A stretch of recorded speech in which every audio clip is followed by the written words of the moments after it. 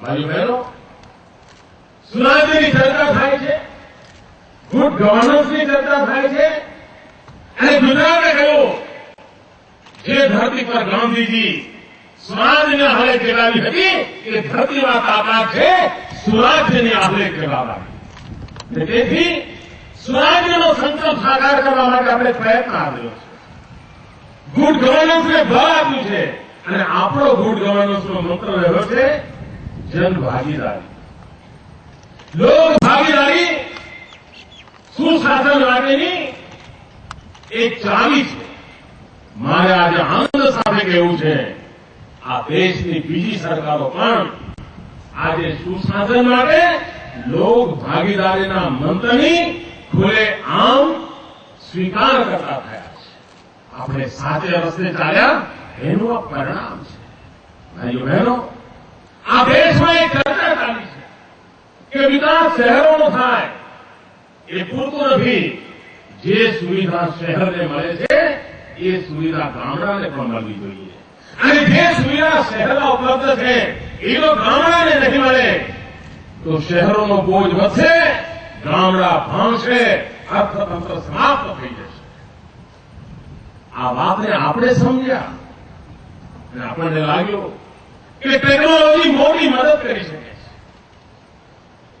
અને ટેકનોલોજી મોટી મદદ કરી શકે છે. ભાગરૂપે ગુજરાતના પ્રત્યેક ગામડાને broadband connectivity, long distance education માટેની વ્યવસ્થા, ગામડાની શાળાઓની અંદર પણ કોમ્પ્યુટર લેબ, ગામડાના શિક્ષણની અંદર long distance education satellite system, EDUSAT દ્વારા બાળકોને સારામાં સારું શિક્ષણ, પરિવારની અંદર સારી સુવિધાઓ, જ્યોતિગ્રામ દ્વારા 24 કલાક વીજળી, ગેસની પાઇપલાઇન શહેરમાં જેટલું હશે રસ્તામાં આવનાર ગામડાને પણ મળે.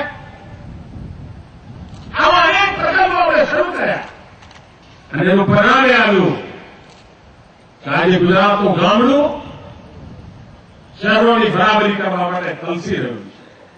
મારે વાતનો આનંદનો ગૌરવપૂર્ણ ઉલ્લેખ એટલા માટે કરવો કે આજે દેશની અન્ય સરકારો પણ કહેવા લાગી છે કે ગામડાને ટેકનોલોજીની મદદથી આધુનિક સુવિધાઓ આપતી કરી શકાય, અને ભવિષ્યમાં જે તે સરકારો દિશામાં કરવાનો પ્રયાસ કરશે એ કામ આપણે ગયા 5 વર્ષમાં કરી દીધું.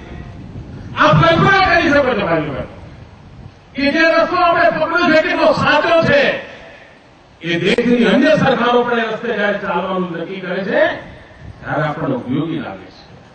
કેટલીક બાબતોમાં કેટલાક લોકોને હજુ ચાલવા માટે સંકોચ થતો હશે, પરંતુ મને વિશ્વાસ છે ગુજરાત જે રસ્તો બતાવી રહ્યું છે એ રસ્તે આજ નહીં તો કાલ ચાલ્યા વગર છૂટકો નથી. કારણ ગુજરાત ધરતી પર વિકાસને જમીન પર ઉતારી રહ્યું છે, ઘર ઘર સુધી પહોંચાડી રહ્યું છે. ભાઈ બહેનો, આતંકવાદ એક સમસ્યા છે. આતંકવાદ સામે લડવા માટે ગુજરાતે જે પહેલ કરી છે ઝીરો ટોલરન્સ, અને ગુજરાતે જે કાયદાનું નિર્માણ કર્યું છે, આજે ભલે ગુજરાતે નિર્માણ કરેલા કાયદાને અવરોધવામાં આવતો હોય, ઘૂસખોરીના કાયદાને રોકવામાં આવતો હોય, દરેકના પોતાના કારણો હશે, પણ માન્યવંત નિર્દોષ નાગરિકોની જિંદગી એનાથી મોટું કોઈ કારણ ન હોઈ શકે. ગુજરાતનો પ્રત્યેક નાગરિક સુરક્ષિત રહે એના માટેનું સપનું સાકાર કરવા માટે કડકમાં કડક કાયદાઓની જરૂરિયાત હોય છે.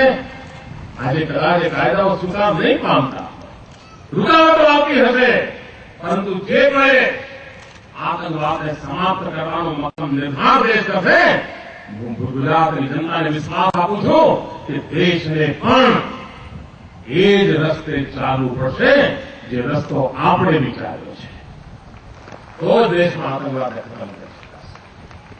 ભાઈઓ બહેનો, તાજેતરમાં સ્વાઇન ફ્લૂના કારણે સમગ્ર દેશ અને દુનિયામાં એક ચિંતાનું વાતાવરણ હતું.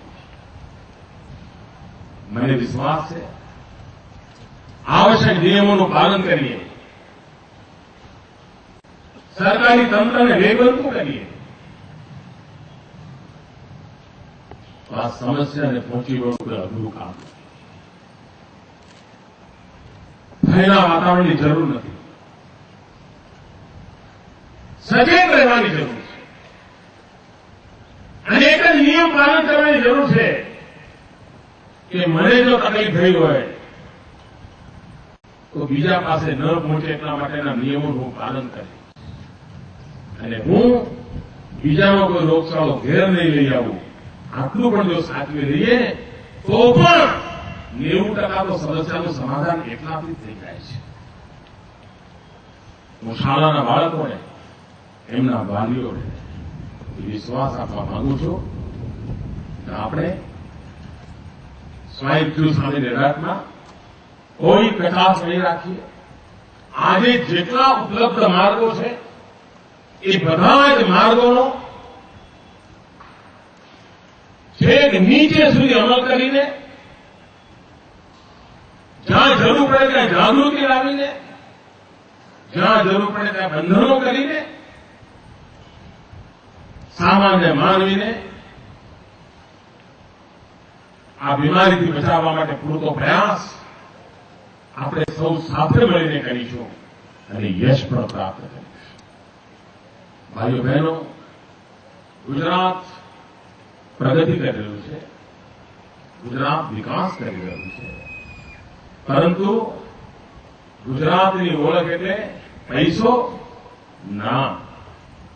પૈસો મારો પરમેશ્વરને હું ગુજરેલો પૈસાનો દાસ એ અગર કોઈ ગુજરાતની ઓળખ ઉભી કરતું હોય તો ગુજરાત સાથે ઘોર અન્યાય છે.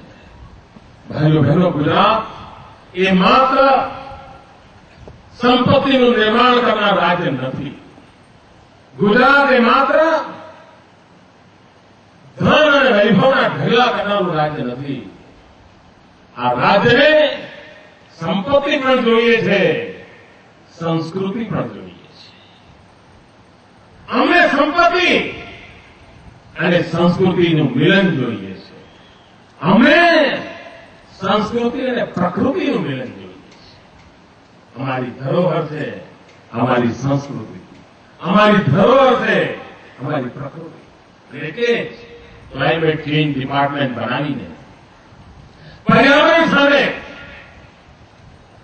રક્ષણ મળે, પર્યાવરણના પ્રશ્નોથી આવનારી પેઢીઓ બચે, એના માટે ગુજરાત દુનિયામાં ચોથું અને હિન્દુસ્તાનમાં પહેલું એવું રાજ્ય હતું કે જેણે ક્લાઇમેટ ચેન્જ ડિપાર્ટમેન્ટ બનાવીને જે પૃથ્વીના 5 તત્વો છે,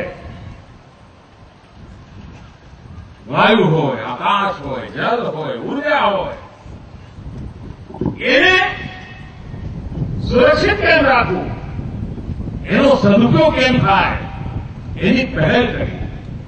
ભાઈઓ બહેનો, આજે મારે ગર્વપૂર્ણ કહેવું છે કે ક્લાઇમેટ ચેન્જની ગંભીરતા સમજીને ગુજરાતે જે શરૂઆત કરી એ શરૂઆત કરવાનો નિર્ધાર આજે દેશને પણ કરવો પડ્યો છે.